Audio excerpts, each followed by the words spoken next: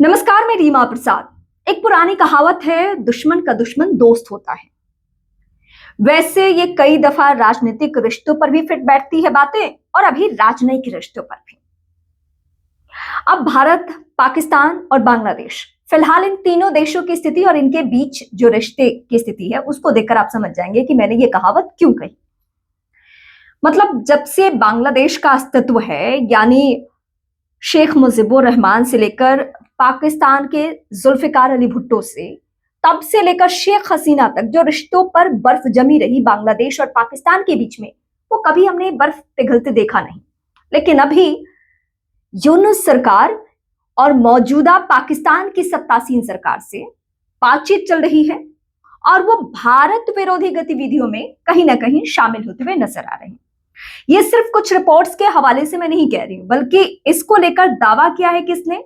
शेख हसीना की बेटे ने, जो अमेरिका में रहते हैं। लेकिन उन्होंने कहा है कि भारत को इस पर गंभीरता से सोचने की जरूरत है कि जिन सरहदी इलाकों को, जिन पूर्वी इलाकों को हमने हमेशा सुरक्षित रखा, भारत विरोधी किसी गतिविधि को पनपने नहीं दिया, बांग्लादेश के अस्तित्व से पहले वहां पे वही कदम उठाए जाते थे, उन जगहों का इस्तेमाल अब फिर कट्टरपंथियों के लिए होगा और वो भारत विरोधी गतिविधियों में शामिल होंगे। वैसे मौजूदा हालात जो बांग्लादेश और भारत की बनी हुई है, रिश्ते की जो स्थिति है, उसके मुताबिक अभी जो कुछ वहां हलचल है, चाहे उस्मान हादी की मौत हो या फिर तनाव की स्थिति हो, तख्ता पलट के अंदर खाने जो एक तैयारी चल रही है, चुनाव टालने की कोशिश की, ये सबके पीछे फिलहाल बांग्लादेश से एक के बाद एक स्टेटमेंट ये आ रहे हैं कि इसके पीछे भारत का हाथ है, भारत ही सब कुछ कर रहा है। जबकि भारत ने अपने तरफ से साफ कर दिया है, विदेश मंत्रालय की तरफ से यह साफ कर दिया गया है कि भारत का कहीं कोई हाथ नहीं है। वैसे शेख हसीना के मसले पर भारत का स्टैंड क्लियर है कि शेख हसीना को किसी भी सूरत में वापस, अगर वो नहीं जाना चाहती है तो बांग्लादेश नहीं भेजा जाएगा। शेख हसीना दोहरा चुकी है कि वो बांग्लादेश नहीं जाएंगी क्योंकि उनकी राजनीतिक हत्या हो सकती है। उन्होंने ये तक दोहराया कि जो उनके ऊपर कानूनी कार्रवाई हुई है, उस कानूनी कार्रवाई के ऊपर राजनीतिक प्रभाव है, और जो ट्रिब्यूनल ने उनको मौत की सजा सुनाई है उसे भी वो नहीं मानती, और इसीलिए वो किसी भी सूरत में बांग्लादेश जाना ही नहीं चाहती। उन्होंने कह दिया कि मेरी हत्या हो जाएगी। अब इन सारी बातों के लिए बांग्लादेश फिलहाल जिम्मेदार मान रहा है किसको? भारत को।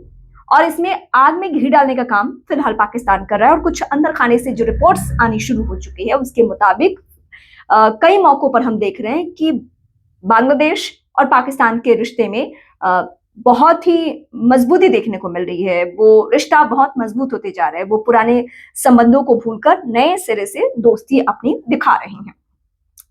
क्या आपको भी लगता है कि भारत से जब बांग्लादेश की दूरी बढ़ रही है तो पाकिस्तान इसमें अपना एंगल डालने की कोशिश करेगा, या वो चाहेगा कि बांग्लादेश के सरहदी इलाकों का या फिर उसके बॉर्डर वाले इलाकों का वो इस्तेमाल करे भारत विरोधी गतिविधियों को के लिए? ऐसा हम बार बार देखते भी रहे और आने वाले वक्त में भी देखने को मिलेगा।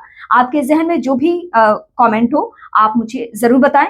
आप मुझे वो कमेंट करके बता सकते हैं कि अगली दफा जब हम बात करें भारत बांग्लादेश की स्थिति और उनके रिश्ते के बीच में, तो आपके उन सवालों का जवाब मैं दे सकूं और उस टॉपिक पे मैं बात कर सकूं। फिलहाल इस वीडियो को देखने के लिए बहुत शुक्रिया, और साथ साथ आप मेरे चैनल को यानी रीमा प्रसाद चैनल को जरूर सब्सक्राइब करें। यूट्यूब के साथ फेसबुक, इंस्टा और ट्विटर पर भी आप मेरे साथ कनेक्ट रहें।